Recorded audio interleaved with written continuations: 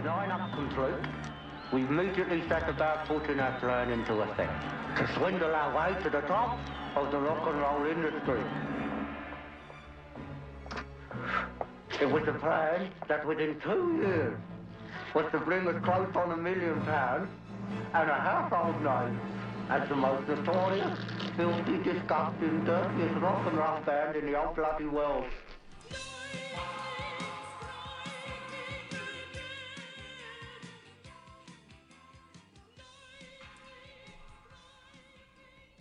You're listening to Jonesy's Jukebox. That was Klaus Nomi doing Lightning Strikes. Who sung that, Malk? Who sung that originally? Was it like the Four Seasons? Lou Christie. Excellent. You do know your stuff. I've been around. We're here with Malcolm McLaren. Yep, that's it. How long's it been since I've seen you? About 25 years.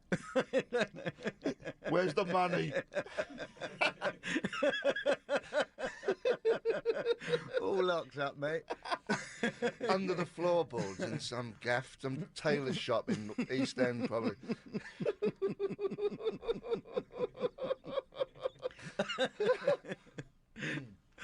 Anyhow. Do you remember when I used to drive you around in Viv's Mini to the tailor shops? Yes.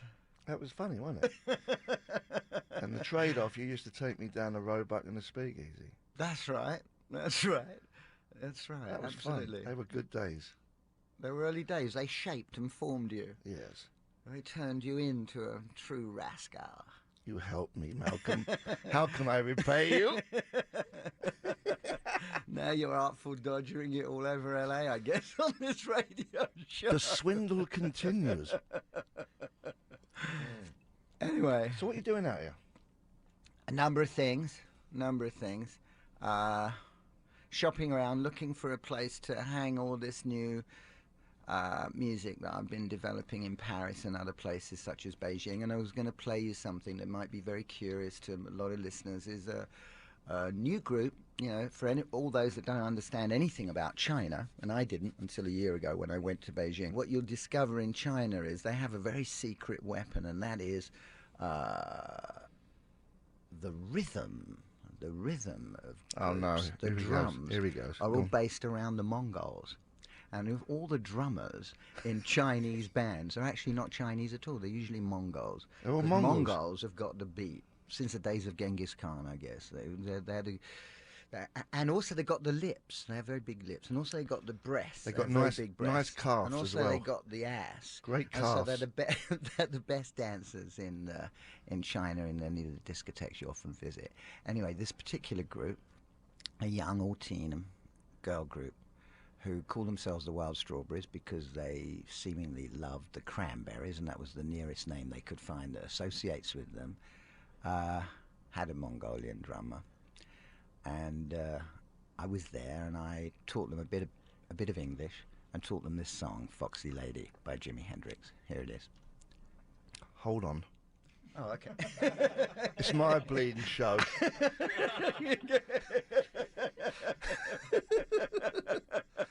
You know why their asses and calves are so good? No, what is that? Building that bleeding wall there over there. Okay, now we can take it away. Thank you. The first time I laid eyes on McLaren, he was chasing me down the King's Road on account of the clothes I just nicked from his shop. 3 years later, I stepped off the Concorde from Rio with a foul taste in my mouth. It was me looking for him. The trail had led from the plush apartment of Ronnie Biggs back to the rat-ridden streets of Soho. I thought we was in it together, but the swindle had become a vicious circle, and now it was reaching me. You're listening to Jonesy's Jukebox with my guest, Malcolm McLaren. Hello, Malcolm. Hi. How are you? Yes, well... Where do you live in Paris, didn't you? I might. We can't tell. Slippery. Yes, I live in the back streets of the Rue de Morgue. Yeah? Yes. Do you like Rue it? de Mauvais Garçon. What's that then? Qu'est-ce que c'est my ass? It's the street of the bad boys. Is it? Mm. So what else is I've going missed on? you, Malcolm. Yes, I'm sure you have. Yeah. You never call. We were never cool. You We know. were never married. I know. I used to be your chauffeur, though. That's true, and you were very good, I have to admit. Excellent. I have fond memories in sex. You know what I saw the other day, which is very bizarre? A mate of mine had a DVD of rock and roll at the Wembley, and you're in there selling T-shirts. It was like Little Richard. You would like That's that, where the Vive La Rock T-shirt came from. you done it like a Teddy Boy. That Sid eventually wore. That's Yeah, right. Yeah. it was And excellent. I was a Teddy Boy. Brilliant. It was my beginning. It was Do you my remember? humble Do you remember beginnings. that? Do you remember that being? Yeah, at of course I remember. Now, when the shop first started, weren't you sharing it with someone? Didn't you have like only a bit of it? Do you Yeah, I remember? had the back. That's right. With Tommy In the Roberts, back. right? No, it was with Mr. Freedom. nobody. In fact, it was with a guy who disappeared after 2 days. A sort of black Mephistophelian creature that crossed my path Excuse me? as I entered the world's end looking to do something. And this guy, I'd made myself this blue lame suit, like copied it off of Elvis Presley record. Vivian and I sort of span it around and machined it up, and I got it all ready. And I just left art school, and I thought, shit, I got to go and get a job. And so what I did on a November day was literally walk down the King's Road with this suit. And nobody noticed me at all. I was really expecting to be confronted because I felt like a fantastic traffic light. But actually no bloody person ever bothered to even say hi until I got to the end, and it started to rain, and I thought, have to jump into a kiosk, make a call to Vivian and tell her nothing happened. And just as that thought crossed my mind, a guy spun across the street. He was completely dressed in black. He had this big black pompadour hairdo. He spoke in a deep Brooklyn accent. So, what you doing round here?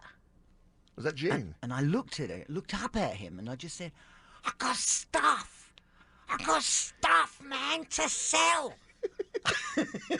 Sound like you just done some helium. I got stuff. And he pointed across the road. Yeah. So he said, well, go in, do it in there. And I crossed the road, and I entered through this sort of black hole in the wall. And right at the back was a gleaming jukebox that was blaring out all these old 1950s jewels and old rock and roll records. And he said, behind that jukebox, on that floor, and it was about 6 foot by 6 foot square. It was a little tiny makeshift dance floor. He said, on that floor, put your stuff. Add on 25% to whatever you're going to charge, and that's mine. Okay? I looked around this shop and I thought, wow, this place is great. This is a real scene. And I just ran out of the shop and couldn't wait to get home to tell my friends that I'd found this place, a place I could do things in.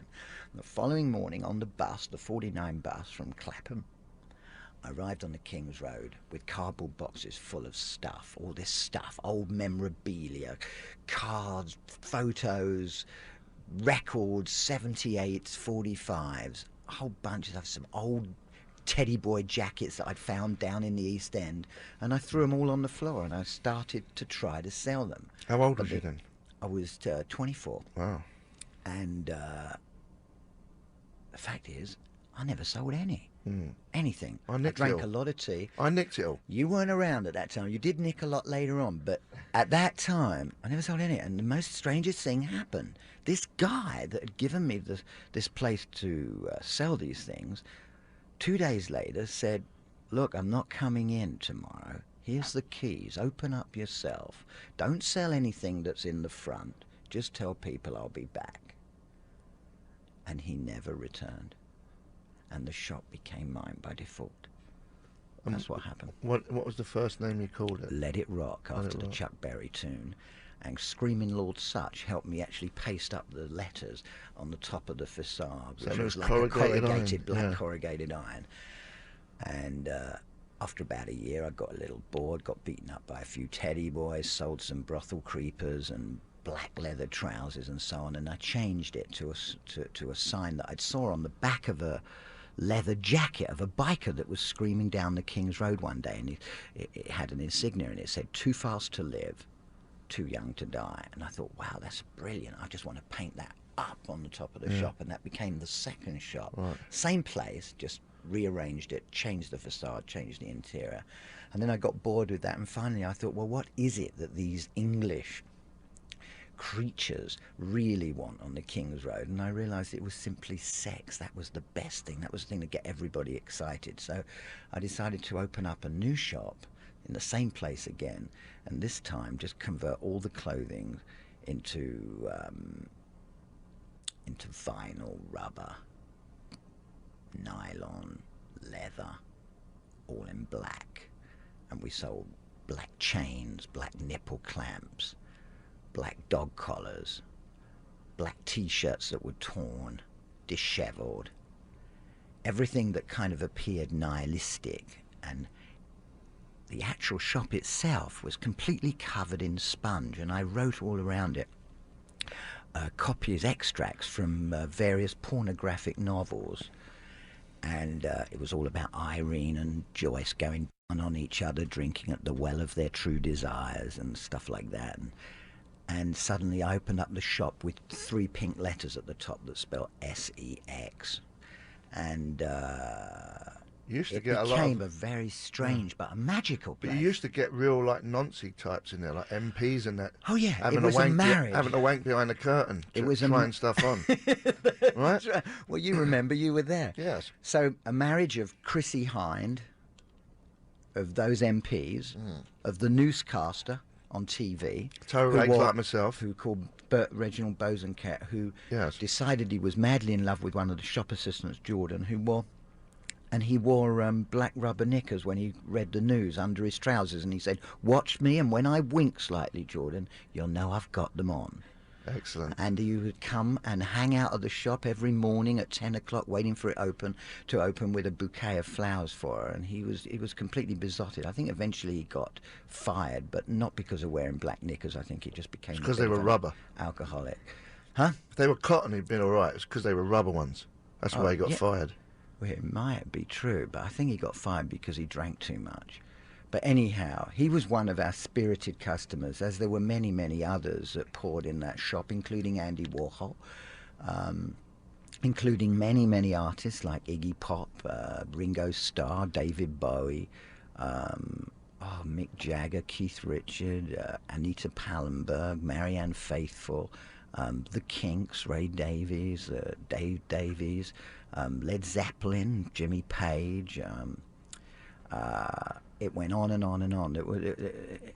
It became a haven because it symbolized a kind of a fantastic attack on the manufactured and boring strip that was known as the boutique strip, as you know, on the King's Road, where supposedly music and fashion joined up. But nothing looked cool anymore, and this one shop called Sex seemed to have a vibe and seemed to be a place where something new was likely to happen. And that's where when you arrived, and so did the erstwhile Johnny Rotten arrive. Tell us and the many, story many others arrived. of when we auditioned him, because I can never remember. It's all a blur to me. Do you remember when we went? I remember we went to the Roebuck, met John, and came back, and then we did the thing with the singing the song. Tell us the story. It was clear, Steve, at the time when I came back from New York after managing briefly the New York Dolls. You were left with this name, QT Jones, that was you, and the Sex Pistols, that was the rest, whoever the rest were, Cook and whoever else you could grab and Matlock. put into the band. And you weren't faring that well, and it was decided at a certain point, I think after you molested John Cale's girlfriend down in Brighton one night, and we all decided back in the car going back to London that we needed to search for a singer, and I was going to stand in the shop every single day and watch everybody come in. And there were various people we auditioned, a guy who ended up the lead singer of The Damned. There was a group coming in called London SS that included Mick Jones, who later became in The Clash. They were looked at for the possible singers. There was Chrissy Hind at one time was considered. The Saturday boy in my shop that later became the bass player, Glenn Matlock. We didn't find anybody, certainly I didn't. But Vivian kept telling me all the time, look out, look out, look out for this guy, John. There's a guy called John. He's very good looking and he's got a certain, I don't know, the way he wears his clothes. He's very interesting. You should look out for him. So I sat in the store and I looked for this guy, John, and in came a guy, actually, very, very obstreperous creature, who was looking for a pair of sneakers, pair of actual brothel creepers in white suede, and I didn't have them in his size, but I could get them the following week. And I asked him, as I asked anyone, whether he was interested in singing in a band. And I said, do you sing? And he said, nah, only out of tune. And I thought, all right, we'll test you. If you want these shoes, I'll get them for you. And I may even give them to you if you promise to head down tonight to this pub round the corner called the Roebuck, where you can meet the rest of the band. He did. Typically, of his character, he turned up with what he thought was his bodyguards, I suppose, his friends. He didn't want to arrive alone. And you sat there. And I just sat at the bar and let you get on with it. I was just talking to a few local guys, the typical fashion victims and drug victims and so on the King's Road. And we just hung. And then you came up to me and you said, look, Malcolm, if he keeps on hollering at me, I'm going to beat the shit out of him. And basically, we'll get you to... you got to get him down to the shop now because he's playing up, and I don't know if we want to really be involved in this guy. So I went over to him and we dragged him down to the shop, and I became very officious at that point and grabbed what appeared to be like I don't know why we had it, a kind of a broken shower device, that it could behave like a microphone. So there with this broken shower rod, I asked him to stand at the end of the shop, and I put a song on the jukebox. It was Alice Cooper's 18, I think. And I said, behave as if you're on stage and sing along to it. Otherwise, this guy, the guy that's sitting next to me now, Steve Jones, is going to beat the living daylights out of you. And he and Paul Cook, and I think the bass player, the Saturday boy at that time, Glenn, stood back by the jukebox as we all watched John perform. He began to look like the Hunchback of Notre Dame. He pulled out his handkerchief, he blew his nose. He was spitting and coughing and talking about sex in the grass is free, I don't know what. He was trying to imitate Scream Along, and he was somewhat embarrassed and vulnerable and strange, and I laughed. I thought it was really funny. I thought it was brilliant. Paul Cook said, I better go back to the brewery and carry on with my job, but he was always like that. Yes. Jones went along with it. He thought, yeah, maybe, why not? And suddenly I put them all into a rehearsal room, and that's what happened the following week.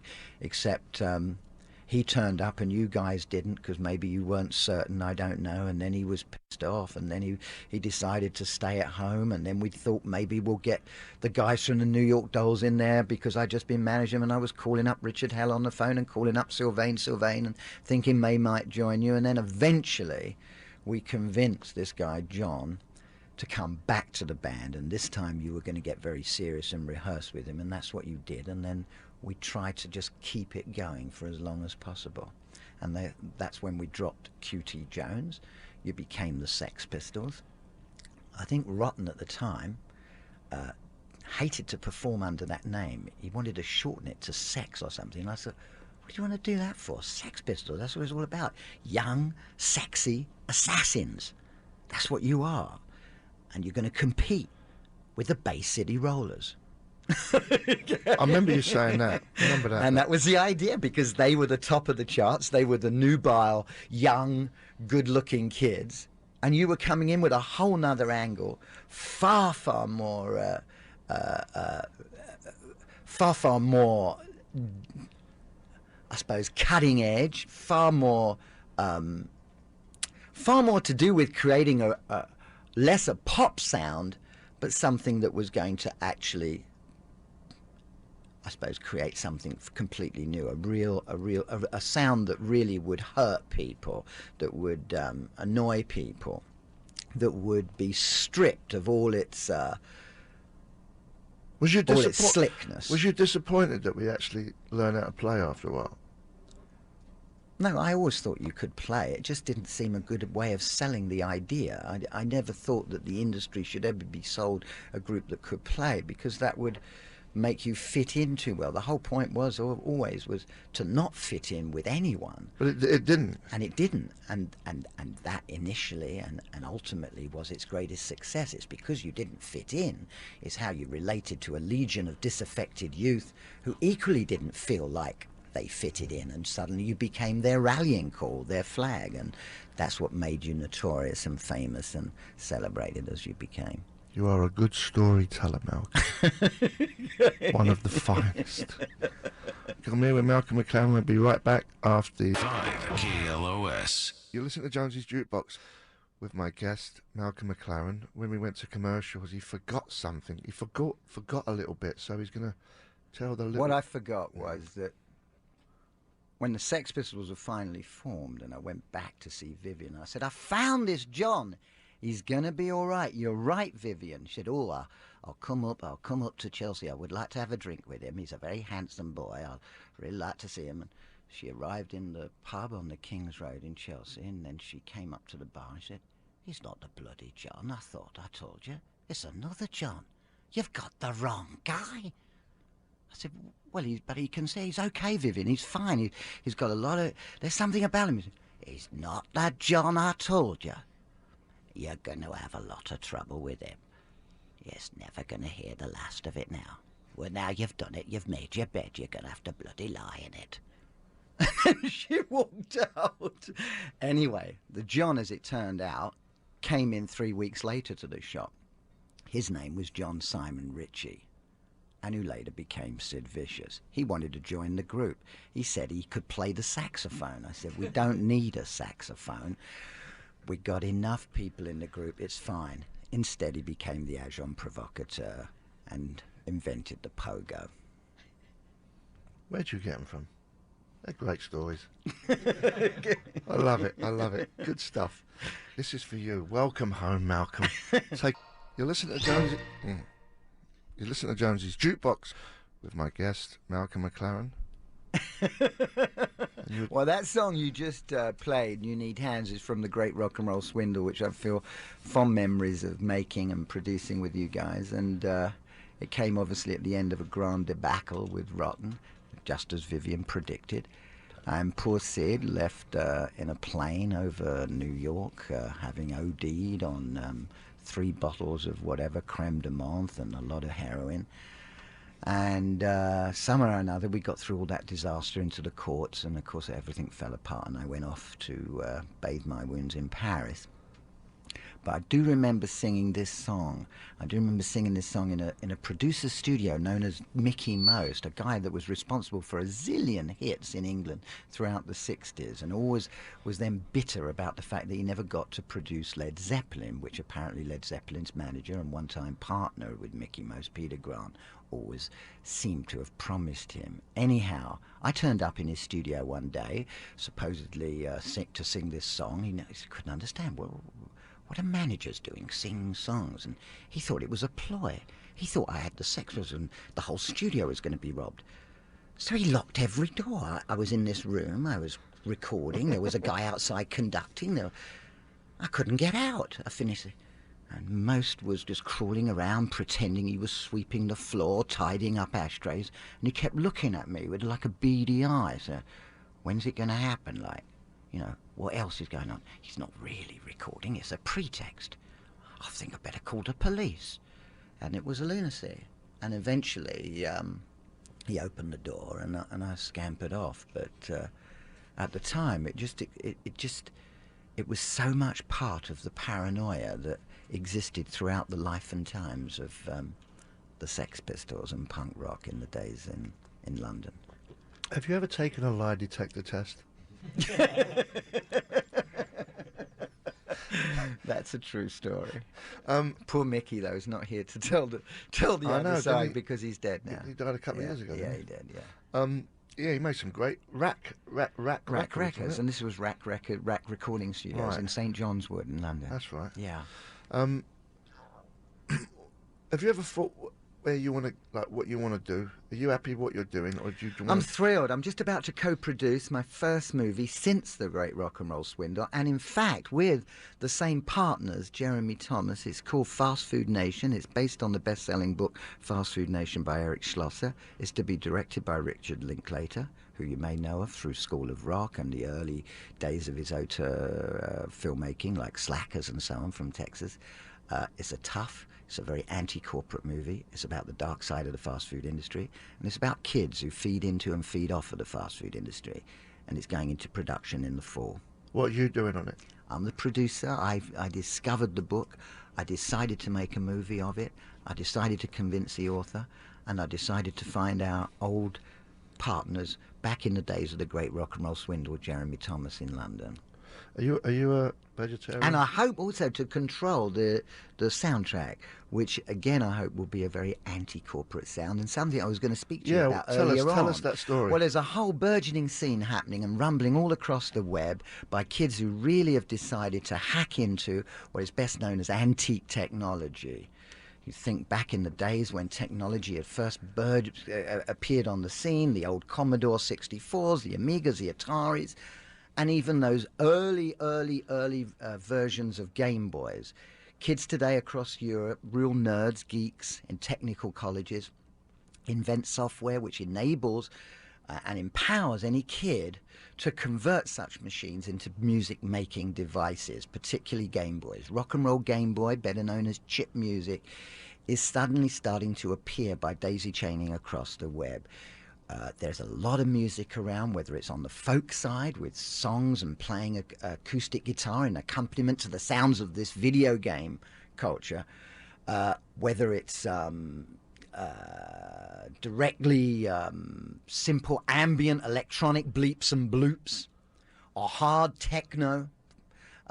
Every style and musical genre is now being incorporated into this scene, and I think it's going to be the first real 21st century sound that will definitely take over from where hip-hop left off.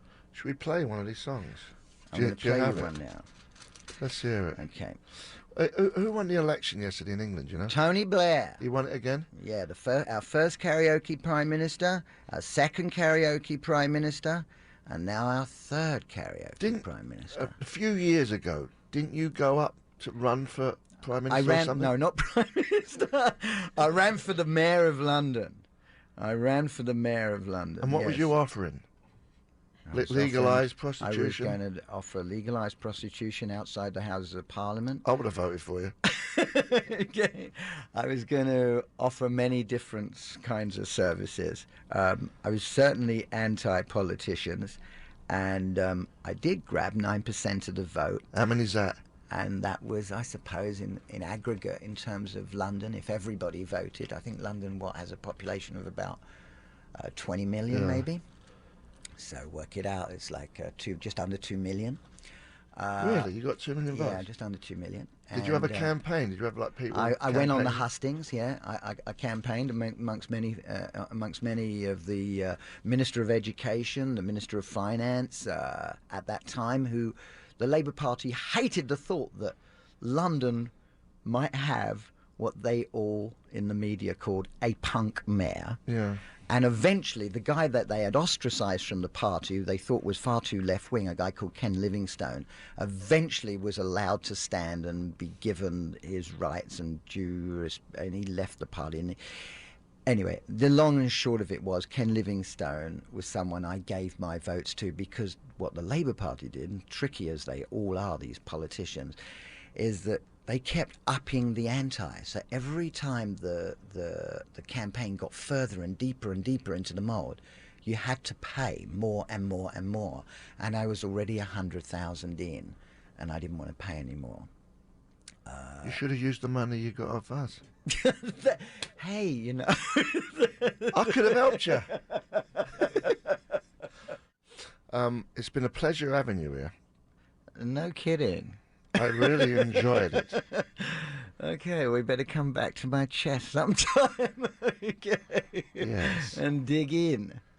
You're a fabulous storyteller. Okay. And we're going to Well, leave... good to see you, Steve. Yes, mate. And we're going to Carry on. I'm going to leave you with Ian Drury. Then I've been some clever bastards.